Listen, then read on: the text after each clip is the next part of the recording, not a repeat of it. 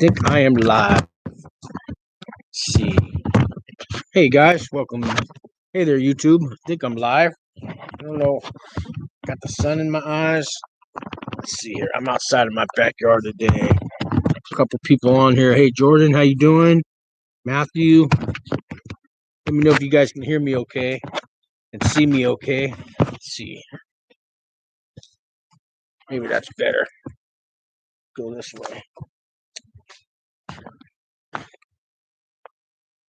That's better. Let a couple people come on.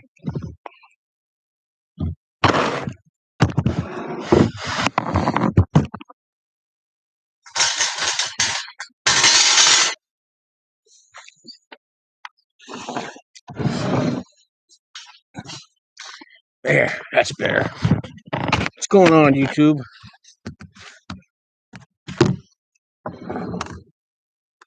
Well, thought I'd go live today, guys, like I've been doing on Fridays.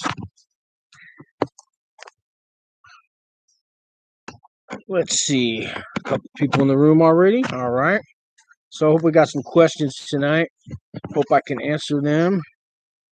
Somebody got sentenced today to 270 months. You guys watched the news? That cop who killed George Floyd got 270 months. But he's not doing federal time. He's doing Minneapolis time.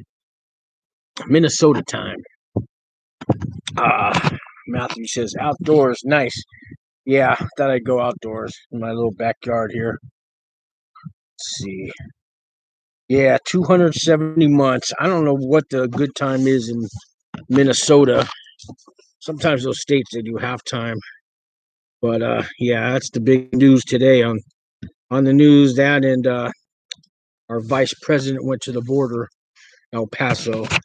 Those are the two news stories. I got some news for you guys about federal prisons, what's going on now in all the federal prisons. I got a phone call again from Jonathan Wynn, who I did a couple interviews with. He's doing a year and a day.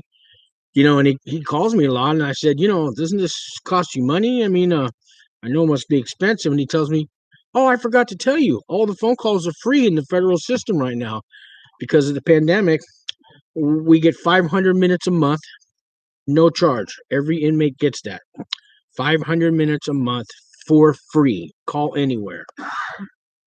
Now you tell me. Well, that's good news, guys. So at least till the end of the year, your phone calls are free when you go to prison. Hey, what a gift. You know what? There's a lot of guys that can't afford to call home that go to federal prisons, and now they can. Now they can. I always tell you guys to get the Google Voice. It saves you money and stuff, but 500 free minutes. It used to be, I think you got 300 minutes a month. At Christmas time, they'd give you 400 minutes a month. Now it's 500 minutes a month, and it's all free. So I would imagine the phones are busy. When I was in my little camp, there was always a phone free. Friday nights at 8 o'clock or something. The weekends, you might have to wait for a guy to get off the phone, but there was enough phones to go around. But now, with all the phone calls free and 500 minutes a month, I'd imagine you're going to have to wait a little. So you make a 15-minute call every hour. It cuts you off at 15 minutes. You got to wait an hour to get back on. But that's the latest news I have heard. I got 2 more people on my CoreLinks this week. I got Clinton Michaels. I did an interview with him on there anyways. Check back 3 weeks ago. I did an interview with him, and he's in Jessup, Georgia. I forget how much time. He sent me an email. I'll read you guys that. And Otis, did a couple interviews with Otis, and he just sent me his first email. So when you guys go to federal prison, the email system, first they've got to send you a request. So I get on my CoreLinks, it says, you have a request from an inmate. Do you accept? Then I accept, and it says pending. And it seems like that takes a day. And then I get back. He accepted my acceptance. I accepted his request, and now he sent me an email. So let's see here. Let me go to my CoreLinks on my phone here And till I get some questions, I'll read you these emails from these inmates that used to be on this channel. I'm gonna miss a lot of you guys. A lot of you guys are going away, but keep in touch with me. So let's see here. Inbox. I got Otis Smith, Clinton Thomas. I got Jonathan Wynn. You guys see how CoreLinks works? And I can just scroll up and down and read their emails. Here's the latest one from Otis Smith. He's in Coleman Low. Otis says, "Hey, Sean, Otis here reporting live from Coleman. Hope all is well. I'm just adjusting. They are doing 2-week mandatory quarantines. I'll give you a call in a few to give you updates." And he just got in there a few days ago. But they're in quarantine, but they're letting them use the email. They're letting them watch TV. They're giving them their mail. They're letting them use the phones. So when this quarantine first started out, they were throwing guys in the shoe and giving them nothing for 2 weeks. So things are getting a little bit better.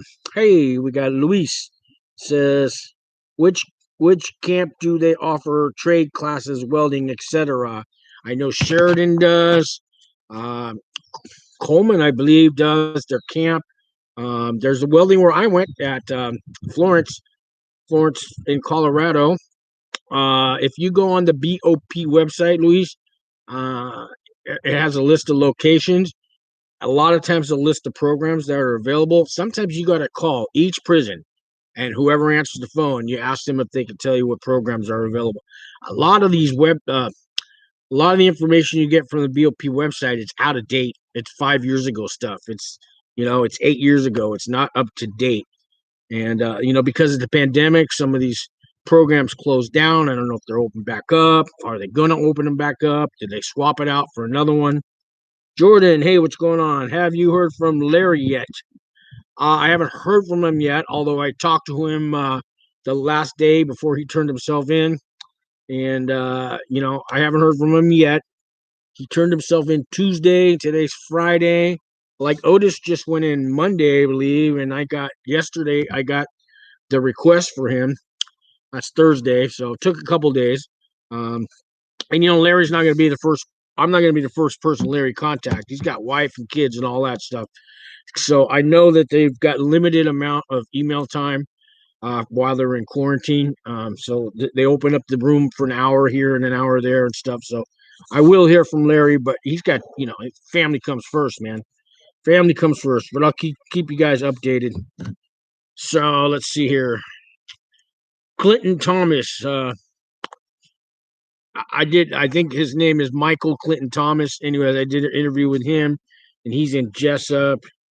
And so his first email, let's see. Here's what he wrote. Sean, you are the man. Thanks so much for checking into that for me. I thought it would be sometime around then, but I wasn't sure. So I checked his out date. Let me go back to that first message.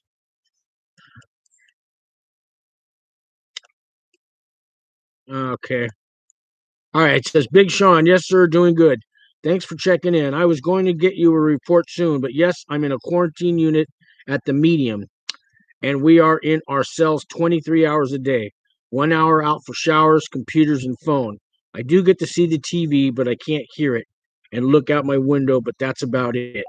They do have a library, and we have plenty of books to read, but it's extremely boring. It looks like people are here for about 16 to 21 days. Hopefully, I'll be out on my 16th day this Thursday and go get settled in over at the Low. We are also allowed to make commissary, so that did make things a little better. The food is actually pretty decent, and they're big portions, so you're not going to get hungry. I'll get back with you soon. And so they got him at the medium quarantine. That's not where he's going to be. They're going to switch him over to Low after this. And so that's what it was like for him. I found his release date, and he's getting out. It's getting out on January 6th, 2022. So I mean, he's barely got January 6th at the end of this year. He's got like less than 7 months left. See, he had already served some time in a county detention. So, but he was happy that I found his out date for him. So And I looked up Otis's outdate. It's like March of 23, so he's got less than 2 years to do. Jonathan's getting out. Well, he's getting out in like 6 more months. So a lot of you guys that I've done interviews with, I get to know you guys. Hopefully, we'll keep in contact the whole way through. And then when you get out, hopefully you come on the show and let everybody know what your experience was like, and get on with your life, man. Get on with your life. Just because you're going to prison doesn't mean your life has to end. And just because you're on pretrial waiting to go to prison doesn't mean your life has to end, although it may seem like it has ended, because it did for me. But there's life after prison, guys. You can't see, if you're waiting on pretrial, you're waiting to get sentenced. I know you can't see that far ahead. You don't even want to know about prison yet. Some of you guys, because you don't want to go. You're hoping to get probation. You don't want to hear about a halfway house. Shit, I don't want, I didn't want to hear about a halfway house when I was on pretrial. I didn't even want to hear about prison. Once I got sentenced, I had too much to turn myself in. Now, all of a sudden, I want to know all about prison, and then I care about halfway house. But until you get sentenced, you really, you want to hear, like I tell you guys, it's a safe place. There's no gangs.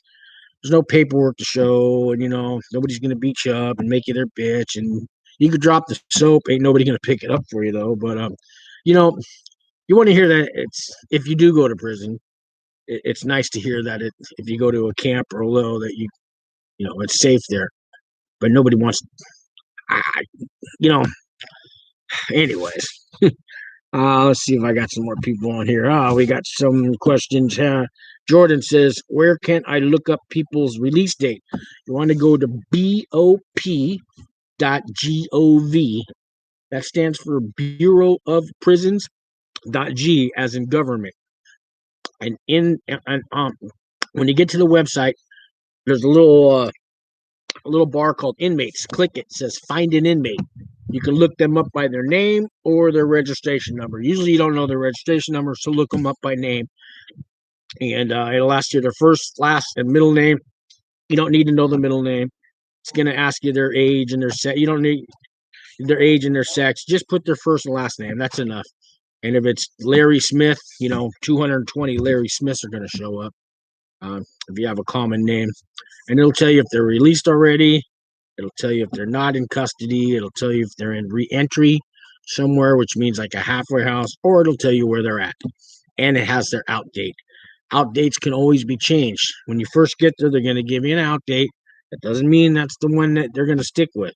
Because you can get time off for RDAP and other programs. Your out date can be sooner, or you can get shots and get caught with doing bad things in prison. They can take away your good time, and you can have a later out date. So let's see what else is going on here. 9 people in the room. All right. So 2 thumbs up. How about 9 thumbs up? Guys, you got some questions for me today? I hope you got some questions. I've been busy this week, kind of started working. If you guys don't know, you follow my life after prison. I can't call this channel After Prison Show because the guy's already got that name. Maybe I could call it that and we'll just have at it. No, I watched it. I watched the After Prison Show, and he's got a lot of viewers. He's got 500,000, something like that. And but I still watch him. I think his name's Joe, and he never answers my comments. I've asked him to come on here. I said, hey, asked him if I could go on his show. I've asked him for all kinds of questions. He never, he's got too many comments. He ain't got the time for me, but I still watch his channel. Let's see. All right. Well, maybe I'll read some comments here. Let's see. Go to my YouTube studio. Read some comments.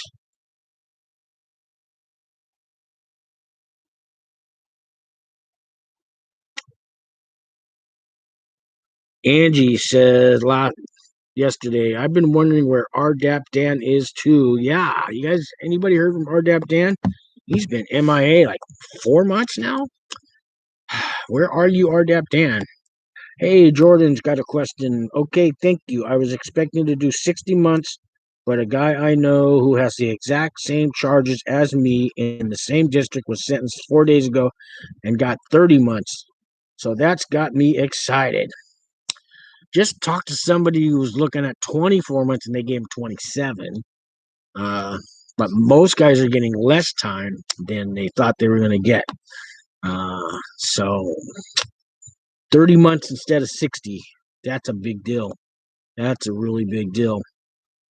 And if they got the RDAP, that 30 months turns into like a year, with the good time and halfway house and RDAP year off and all that.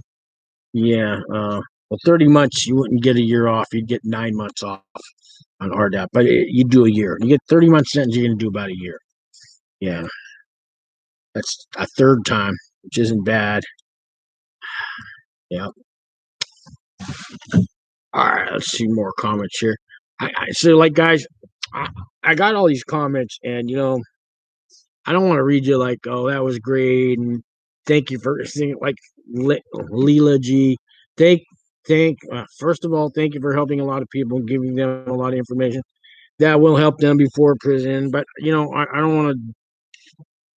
I'm not trying to sit here and praise myself, so I'm trying to find some questions here. Okay, it looks like there's a question. Tell me how I can send money to prison for my relative so he can buy things that he'll need in when he goes to prison, and also how he can have a phone so he can call me anytime he wants to talk to us. Thank you so much again for all the help that you do. May God bless you. So I remember answering them back, and what I told them was I gave them the link to the BOP website. It shows you how to send money on MoneyGram, Western Union, and a money order. As far as having a phone, so he can call me anytime he wants to talk to us. Well, I told him you get 15 minutes on the phone.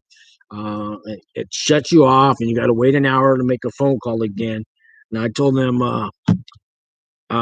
you can buy a cell phone in there, but you're going to end up getting caught with it and sent to like the low or a medium, depending on how many points you got. And you won't be hearing from them for a long time. And they could, take all your good time away. If you got a year's worth of good time coming, man, you get caught with a phone, they take that away. Sometimes they add new charges. So Leela G, tell them they need to use the payphone and they can't call you anytime they want. They can call you 15 minutes every hour if there's no wait. The phones are usually open at 6:30 in the morning. They let them run till about midnight. There's certain times the phones shut down for count times and during chow and stuff. But most of the time the phones are open. There's plenty of times that they can call you. And like I said, if you guys are just tuning in, all inmates get free phone calls from federal prison now till at least till the end of the year. They get 500 minutes a month free. Everybody, even in the penitentiaries, the mediums, the lows, the camps, they are giving 500 minutes of free phone calls away for all the inmates. This is due to the pandemic.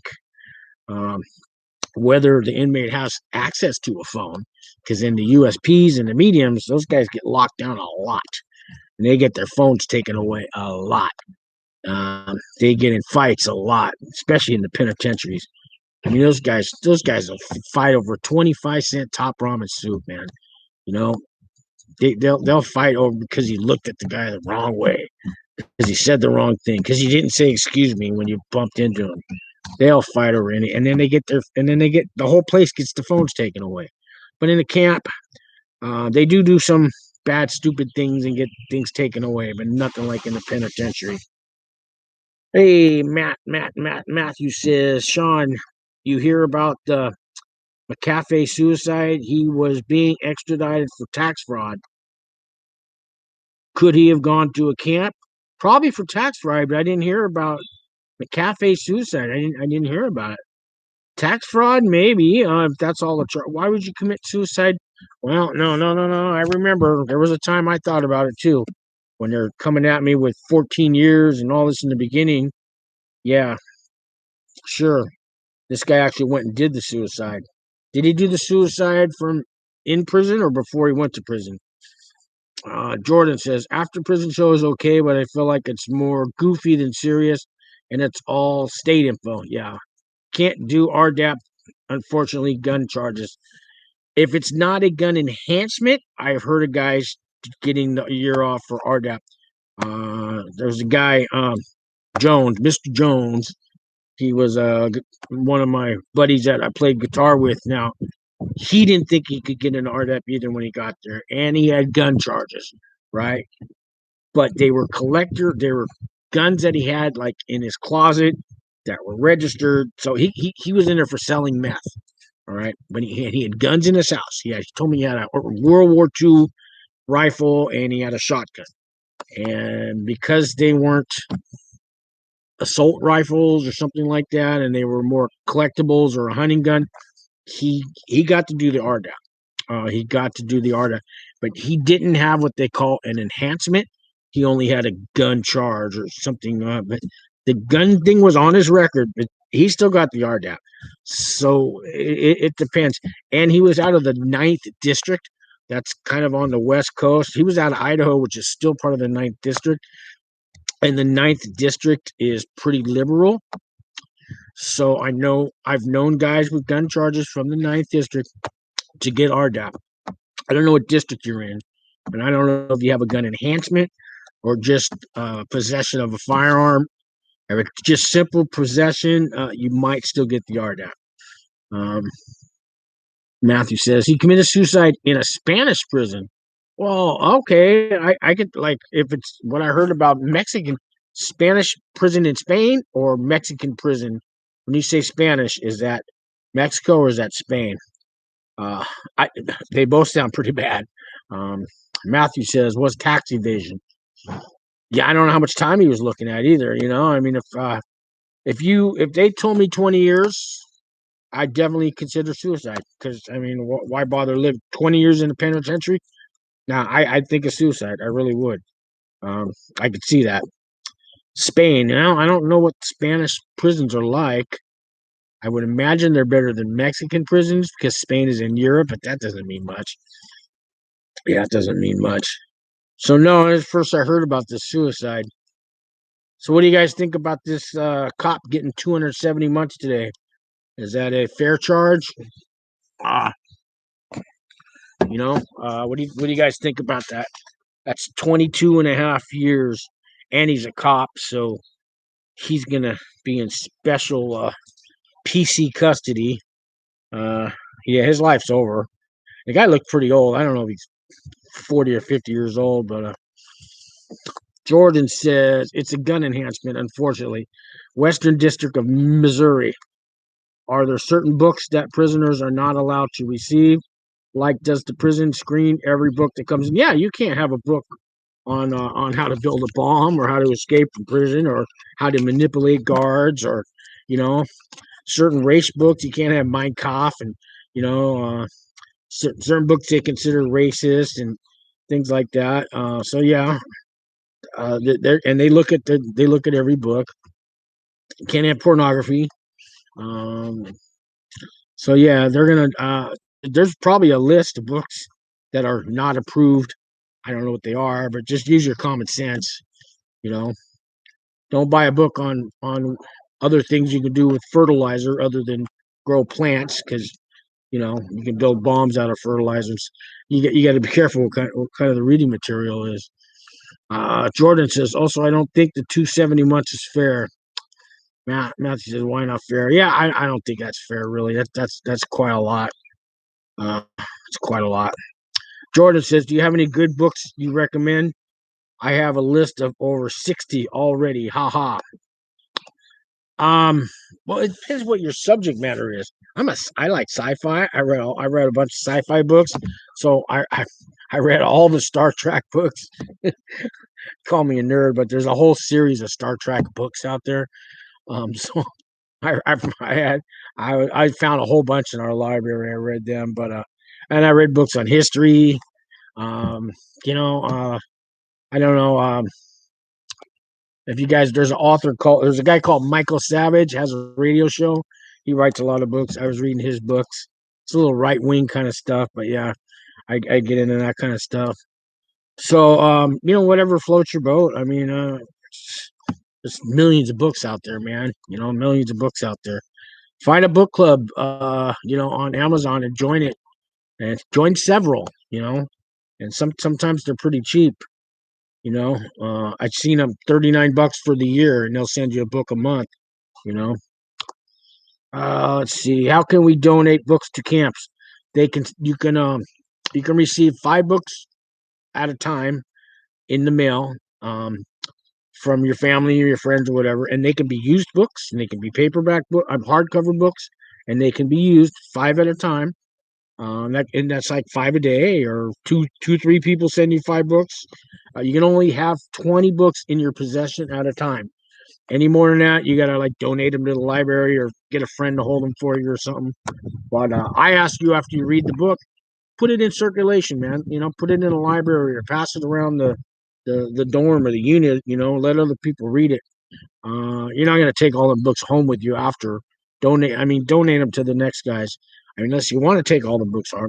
I'm sure there's some important books you might want to take with you, but try to donate them to the prison and keep that library going. Jordan says, I just looked my brother up. He's at FCI Pollock. I didn't know your brother was in there. Okay. So what does it say? FCI Pollock.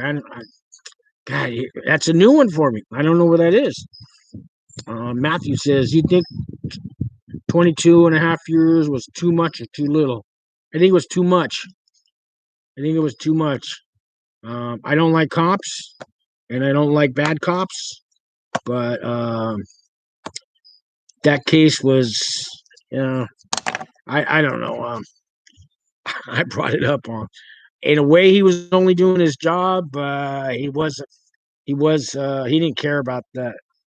He didn't care if the guy. I don't think he gave a fuck if he killed George Floyd or not. But George Floyd wasn't an angel either.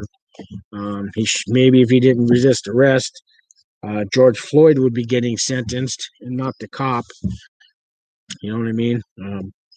George Floyd was passing around counterfeit 20s, high as a kite, with all his buddies going around cigarette stores and liquor stores and breaking phony 20s, getting high. So they would have ended up in jail. Probably went to prison. I knew a guy that did 3 years for counterfeiting. 3 years. I was in pre-trial with this guy. He was looking at it a lot longer, but they were making phony 20s and phony 100s and going around and cashing them. And he ended up getting 37 months for counterfeiting.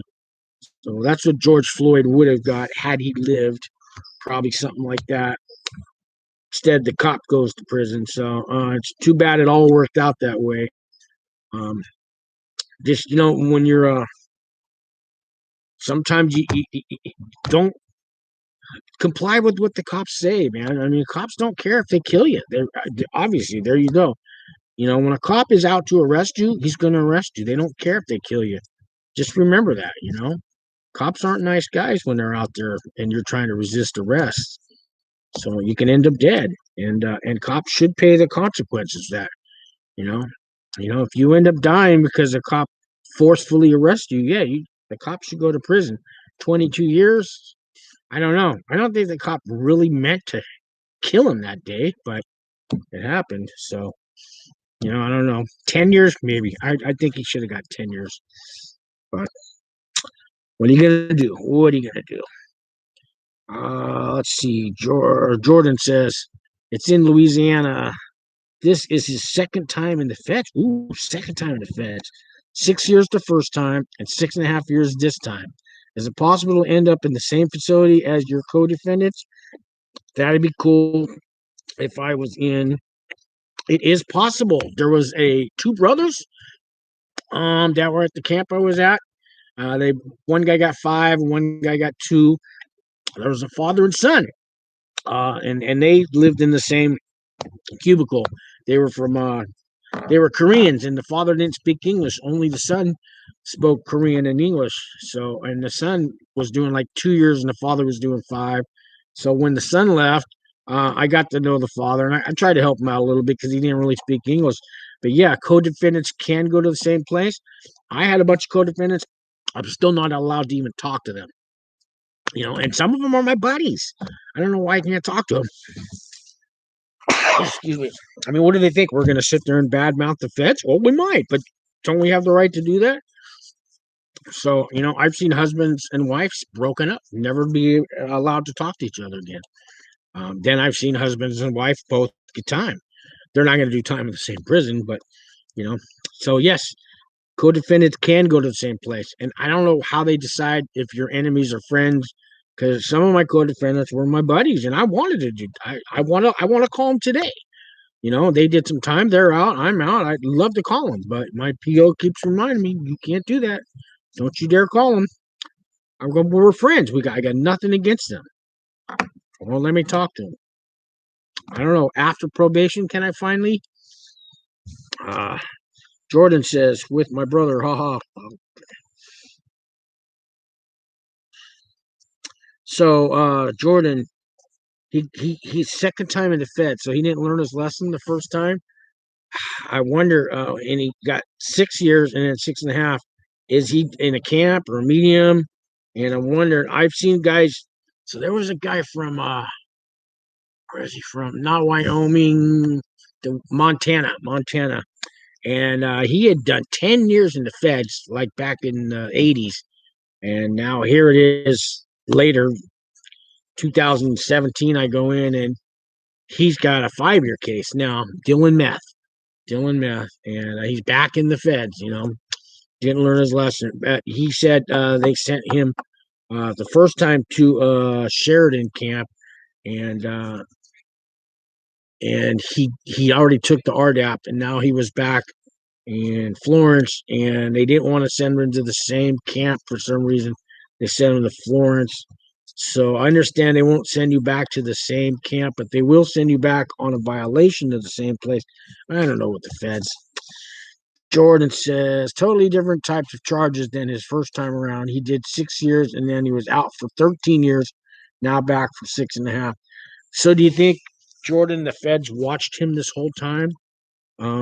So once you're in, and even though you get off probation, are you still on the radar? Matthew says, do the guards in camps bring in outside food for everyone, like take a pizza order? Not for everyone. There's guards that I've been told, guys who clean the offices, there's been leftover pizza left in the offices, and some of the inmates will bring it back because it's just left on the tables to clean. But guards don't bring us nothing in a camp. We have no offense. The guards will tell you, if you guys want alcohol or a cell phone or drugs, walk to the fucking store. Don't let us catch you. That's what the guards say. We don't need guards in a camp. You just go to the store. There's no fence. Be back by count time.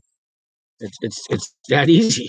I mean, especially at night, and there's no cameras out there. Although they might have a couple cameras. I've heard some camps putting up cameras, but ours didn't have one. I think they had a couple cameras like on the baseball field, but if you went out this one back door to the road, that's what guys were doing. And they were girlfriends drop stuff off and they come back. And,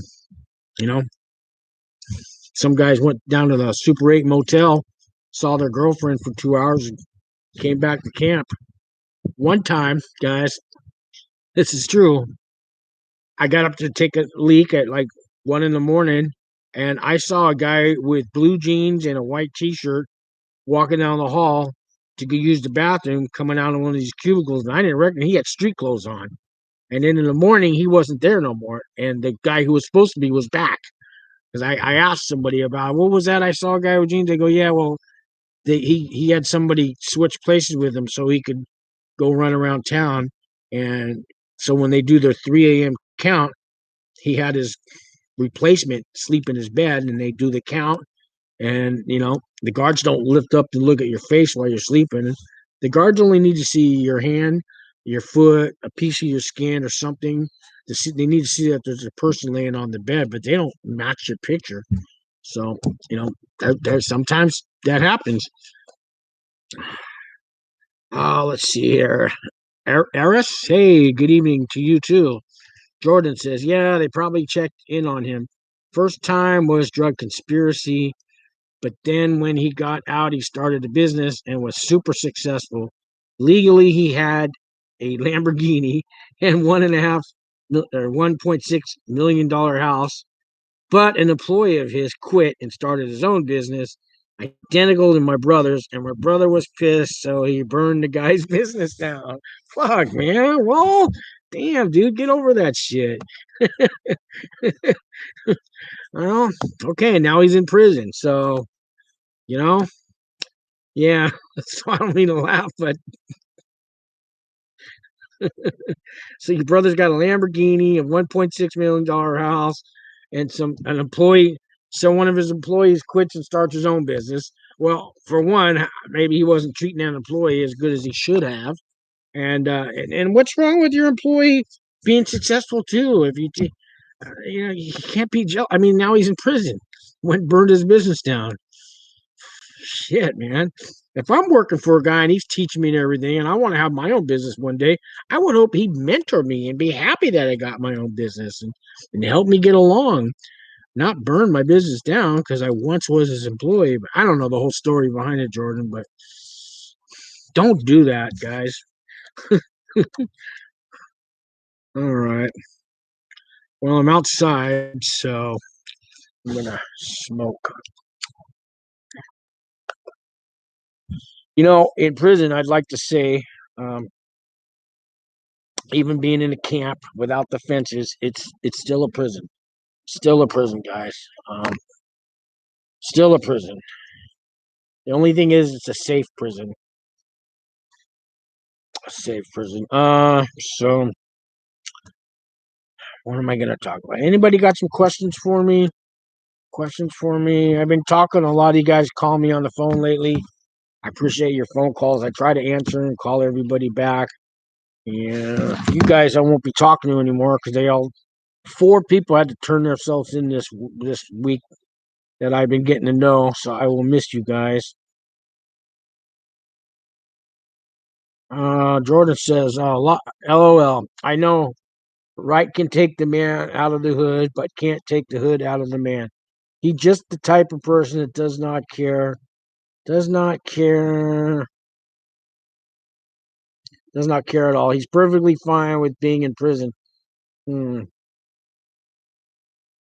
Matthew says, finish the day in a camp, average day. Okay. All right, Matt, I'll do that. Jordan says, yeah, it's just part of life. I love him, but he's crazy, careless person. I got a brother out there I love too, and I can't help him right now.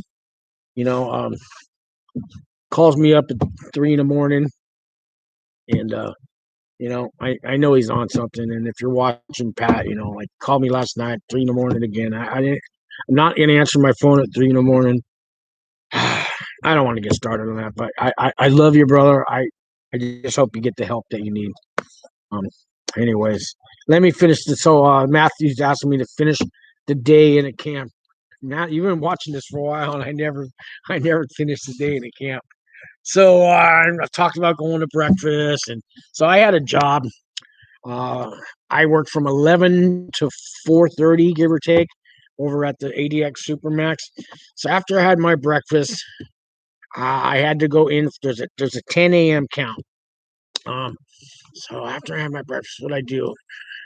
I don't know. I had an hour to kill. I can't remember what I did. I think I walked the track or something. But I remember I got back in for my 10 o'clock count, and right around 10:30, the count would be over, and I'd go downstairs in the lobby, and I'd wait for them to say they'd call off the inmates that can leave the building, and they would say Supermax or ADX people, it's clear to go to work. And as soon as they would clear us, I'd walk out the building, and I go up this long path. Then I got to go through the main office and out the doors, and I'm into a regular parking lot where all the guards and everybody park their cars. And there's a little spot in the corner, and we used to wait for a van to pick us up. This van is driven by an inmate. There's 4 or 5 guys that drive vans for the prison. They're inmates. Some guys go to town and drop people off at the Greyhound bus station. that are getting out of any of the prisons. They have the campers drive. Other guys drive us around to different facilities.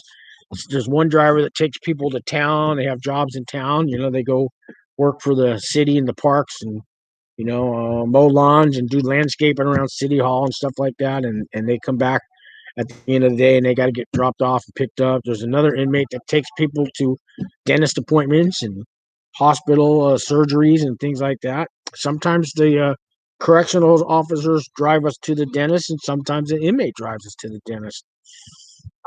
Hey, Fahad, there you going? How you doing, Fahad? So I'm out in the parking lot, and there was about 30 of us that worked at the ADX Supermax for the 11 o'clock shift. And so it'd be about 3 van loads. The van held 10 people. So I'd get either the first, second, or third van ride. And the ADX Supermax is about a mile away from the camp. So I get in the van. If I'm on the first van, they drop us off at the Supermax, and I got to wait for the van to go pick up the next batch of people, drop them off, pick up one more batch, drop them off. Then when all 30 of us are at the back entrance of the ADX Supermax, I guess the guards in the tower would look down and see that we're all ready.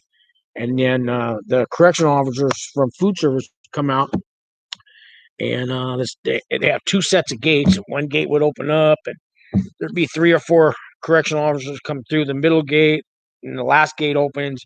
They come out into where we're outside of the Supermax. We're just sitting there by this warehouse, kicking back, and they'd call our names, and then we'd walk up to them, and they would pat us down. We'd all line up. We'd go into the middle set. A gate would open up, and we'd all go inside of this gated area. The gate would close behind us. Then we got to go through a metal detector. So we go through the metal detector, and then another gate opens up, and then we walk through that gate. That gate closes. Then we go through a third gate. That opens up. We go through there next. Now we're inside the food service section of the ADX Supermax. And when we got in there, man, it was time to go to work. But they let us eat whatever we want, whenever we want, and that was a really, really really good job. And all the correction officers there were just like regular people to work for. They'd laugh and joke with us. They'd have fun with us. They'd tell us stories. They'd open up the freezer, and like there was a time when I remember, as I got to know the guards there, the longer you're there, the more friendlier they are with you. I'd been there, remember, a couple months, and somebody was eating ice cream. They had these little cups of Breyer's ice cream, and the box was empty. Oh, that was up. There's no more ice cream. They go ask for another case. I go, what do you mean go ask for another case? Just go ask the guy. I don't really know. Just go ask him. So I go up there, and whatever's name, I think was that Mr. Fredo or something? I go, hey, Mr. Fredo, they ran out of ice cream. He goes, sure, man, here, come on, follow me. And he opens up the freezer, goes, just grab them. And I go, he goes, just grab it. So I go open up he goes, take the whole case. Come on, let's go. And he goes, take the whole case. So I go, and it's a whole case, right? And it's 40 cups of chocolate ice cream, Breyer's chocolate ice cream. And I bring the case over there, and it's a little break table. And everybody's gone. They're wandering here, they're wandering there. And I go, anybody want ice cream? No, man, we already had some. I sat there and I ate like 22 of them little ice cream cups, man. I swear to God, I got a spoon. I just sat there. I had like an hour to kill. And I remember I ate all the chocolate ice cream I wanted. It was Breyer's. It was good. And the rest of it melted. And people walking by there, you guys want some ice cream? No, we've already had some, man. And I even told the guard, I go, this is going to melt. He goes, whatever, man. Finish it if you want. I don't care. Throw it out. They didn't care. And that's how it was there. It was a pretty good job. So later on, as I worked there, anytime you wanted something to eat, he'd just open up the walk-in, grab what you want. Want them steaks over there, grab a burger, grab some cheese. Whatever you want, grab those bell peppers, I made Philly cheesesteak sandwiches a lot, and we had this, whatever I want. He just grab it. Come on, because I got to lock it up. And they want to go sit in the office and bullshit and drink their coffee.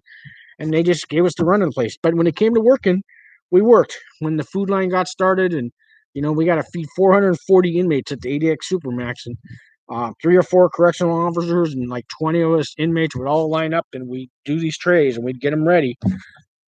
We did 440 cold trays and 440 hot trays, and we got all the inmates fed. And then when that was it, we could kick back. And then carts come in with dirty dishes, and you got to wash the dirty dishes.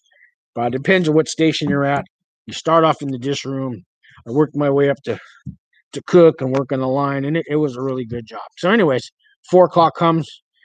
Some guys stayed till 7 because there was the last bit of dirty trays that come in, and guys wanted to stay till 7, so they'd let them stay in the guards break room and it was a cafe, and there was a big widescreen TV, and they had a little kitchen out there, and some guys would stay and they'd make their dinner and they'd eat whatever they want, and they sit there for 3 hours, watch TV, cook whatever they want. But I wanted to get back to the camp, and I don't know why I was such a hurry to go back to this camp, but I'd get on the 4 o'clock van and go back, and then we had dinner at the camp right around 5 o'clock, and sometimes I eat at work and not have dinner at the camp. Sometimes I eat at the camp because it was going to be lasagna night or meatloaf night or something, and I go to dinner. I go to chow, and I had, when you go to chow hall at a camp, you sit at any table you want, and I was getting to know friends. I'd sit at certain tables and just chop it up with the guys and talk shit, talk about your work day, stuff like that. Chow's over with. Then I would go after chow. What I would do, guys, was all the staff pretty much goes home by 4 or 5 o'clock. So after chow, I go up to the second story floor, and I had a Marlboro. Cost $2 or $3 for a Marlboro. So I went to the smoking. Every building has a smoking bathroom. So I go up there and I'd have my cigarette, and I'd have a cup of coffee. And then after that, I would go I had a class at 6 o'clock or a 7 o'clock class, or I had a rock band. 3 nights a week, we had the music room. We had drums. We had a bass player, electric guitar, microphones, PA system, everything. And there was 4 of us, and we go in there and practice our music, write songs, play songs. We did that for a couple hours. I did that 3 times a week. Other nights I would walk the track. Some nights Saturday nights I went to the chapel, and it was our movie night. The chapel turned into like a movie theater. It held about 100 guys, and I had my own chair. It's the only place I had my own chair, but I had a chair right by the door. I had a nice chair, front row chair, and it was always my chair on Saturday nights. And we'd get really good movies. They'd only be like 2 months old, they come off Netflix, and our RDAP counselors would give us the movies to show on Saturday nights. And I'd bring snacks and a couple sodas and microwave popcorn and Snickers bars or whatever. And my Saturday night was watching movies, and that's the kind of stuff I did at night. And then I'd maybe go back in at 9 o'clock for count, and maybe I'd watch TV in the TV room till 10 o'clock. And I went to bed, and I got up at 5:30 every morning and started all over again. And that's kind of a typical day. Matt, does that kind of sound? That was pretty much my day. So I usually had 1 or 2 cigarettes a day. After chow and after the 9 o'clock count, I'd go have a cigarette. I had 2 cigarettes a day, and that cost me $5 a day. To have 2 cigarettes was $5. So that's what I did. So let's see, I got some questions. Fahad says, do federal prisons have air conditioning? Yes, they do. They're very good at the air conditioning. The last John Oliver show made me really worried. Oh, John Oliver, heard of him. I haven't seen that show, but the feds have air conditioning. State prisons, feds have air conditioning. Now, it can break down, but they usually fix them pretty quick. They also have ice machines, Fahad. And they have heaters in the winter. Jordan says, other than working your prison job, can you give us examples of recidivism reducing activities that count towards first step time? Yeah, the ACE classes, that stands for ACE, Adult Continuing Education. That's going to be everything from history to financing to, Spanish. I did a video on all these classes, but all the classes at night, they're taught by inmates, and they go for 3 months at a time, and you'll take it once a week for 3 months, and there was 2 every night that you could take. and they all count. Then there was 7 habits on the inside, and you get out of your job. That we did that twice a week on Tuesdays and Thursdays. It was a 4-hour class. They let you out of work for that. Um, there's some wellness programs that involves workout programs, health programs, and you sign up at the rec with that, and that counts for getting out. Believe it or not, getting in health. And then there's the welding classes, carpentry, the plumbing, maintenance, HVAC. There's solar energy. There's all those kinds of programs that you can take. Some are instead of working on a job. Some are like the solar energy was taught 3 times a week, I think, for 2 hours a time. And so there's all that kind of stuff you can do. And then there was the dog program. There was a whole separate building where the guys their cellie was a dog, and they train service dogs. Every 6 months they start them off as a puppy, train them for 6 months, and then they send them to go to work, to go live with a vet or a blind person, or not blind, but to go be a service dog.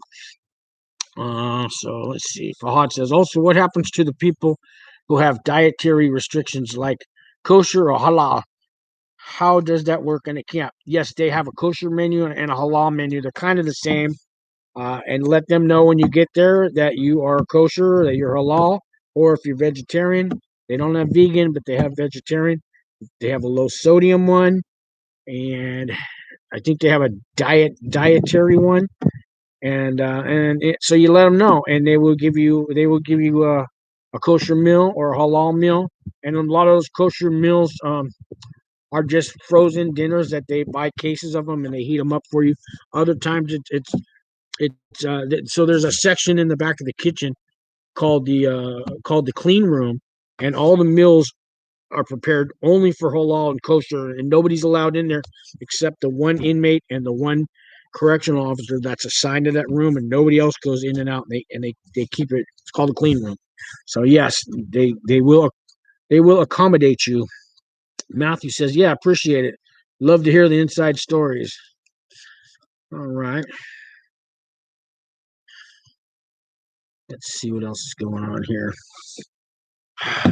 One thing I haven't found in a federal prison, guys, and like I said, there's no fences and you can get whatever you want in there. I got a Red Bull, and I've never seen an energy drink snuck into a federal prison.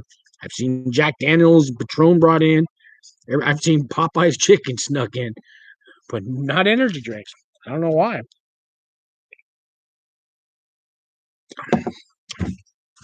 Let's see. We got some more questions. Fahad says, you are a wealth of knowledge.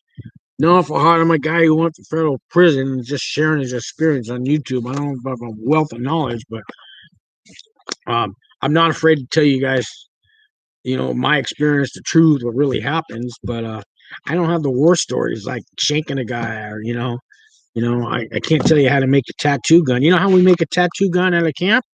We order it from the paisas, and their girlfriends drop it off at the side of the road. And when they go get that bag full of cell phones and alcohol and cigarettes, your tattoo kit's in there. And that's how we make a tattoo gun. You buy a real tattoo gun. So that's how we do it. We're spoiled at a camp. And guys have them in there too. Guys have them in there. But now, if they catch you with a new tattoo on you, that's a charge. And you go to the shoe, you'll lose your good time, and you're shipped out of the camp. So guys who get tattoos in the camp, they can't have a job where their arms are going to show, or they got to be careful for however long it takes to not be showing on there. So I don't want to get a big one that's noticeable. So yeah, they got to be careful. I've seen guys get shipped out of there for getting a tattoo. They got caught, and then when they get caught, now the guards are going to do a shakedown. And they're going to put the whole camp on lockdown until they find that tattoo gun. And they're going to search. All the jobs are going to be shut down. Everybody's going to be locked up in their cubicles. They're going to take the phones away. They're going to take the weight pile away. Right? They're going to shut the nobody goes in and out. Sometimes you can't even go to chow hall, and they're going to until they've searched every nook and cranny of that camp. Every light socket, every shower sink, everything's pulled out, everything's looked behind. They're gonna search for everything until they find cell phones and until they find that tattoo gun or whatever else they find. cigarettes and cell phones and all that, and they're gonna search every single locker and every inch of that whole camp for weeks sometimes, and you won't get to make a phone call, you won't get visits, you won't get to leave, and this happens whenever somebody gets caught with something, even out of camp, and it sucks, and that's when you're reminded you're in prison. All of a sudden, it's no more CLUBFED, it's Club Dread, it's like jail, and that happened half a dozen times. I was there in the 3 years. It seemed like every 4 or 5 months you get a shakedown and a lockdown. Usually lasts 10 days to 3 weeks long. So yeah, it happened. Let's see. Jordan says, Sean, I'd love to do one of your interview videos before I go into custody. Okay, Jordan, you got my number, right? Give me a call. My number's on the bottom of the videos. Call me, Jordan. We'll do that. Fahad says, what happens to the person who caused the shakedown? Never to be seen again, Fahad. They, when they catch, they'll get beat up pretty bad at the camp, but usually they're caught and taken and shipped off to the low or the medium. Never seen again at that camp. Yeah, they usually get caught before they get beat up. Funny how that happens. Just by other inmates. Yeah. I seen guys get beat up at the camp pretty bad. Like, seen a guy was pulled a fast one. This dude, Mark. So cell phones cost about $300 at a camp, but I guess they were having a sale. They got a bunch of cell phones in. This guy Mark tells this guy Joe that I can get you a cell phone for $200. And Joe thinks, well, that's a good deal because they're normally $300. But he was really getting it for $100. And so he got him the cell phone for $200. And then Joe overheard Mark talking to somebody else about how he made $100 off some sucker selling him a cell phone, and he got very upset, and he piled on him because he felt he just got ripped off for $100. But in reality, isn't that how business works? But I guess this guy Mark was always trying to scam somebody for something. So this guy would tell me he could get me a pack of Marlboros for $20, and then I go, $20 because they're normally 50. So he goes, yeah, come meet me after count. I go after count. He goes, oh, the price went up to 30, and I go, oh, I'll still take it. So then I come back with my $30 worth of tuna. He goes, oh, I gotta have 40, man. And that's the way the guy was. I got used to it. But this guy Joe didn't like it when he found out that he got over him on $100, and he beat the hell out of him. So but that's business. I mean, I guess he should have said, hey, I can get you one for $200. Now I need to tell you, I'm only paying $100. I'm making $100 off you. Maybe he should have said that first. But I mean, anyway, so fights happen. Fahad says, oh, by other inmates. Yeah. Well, it's been about an hour, guys. This video might not be any help to anybody, but any more questions, let me know. I will answer them. And yeah, Jordan, let's do a video. For sure. And I'll wait 5 minutes, see if we got some questions. Appreciate all you guys being on here. If anybody hears from RDAP Dan, you tell him Sean's worried and Sean wants you on his show. I was gonna go on RDAP Dan's show a long time ago, and then I don't know. I've been trying to text him and call him. RDAP Dan's the reason I started doing these videos, because he helped me out when I was on pretrial about 4 or 5 years ago. And I saw he did videos. I got out. I wanted to do some. Now it's just me, and there's no RDAP Dan. I need you, RDAP Dan. Jordan says, all your videos are always helpful. And yes, I'll be in touch, and we can set up time. All right.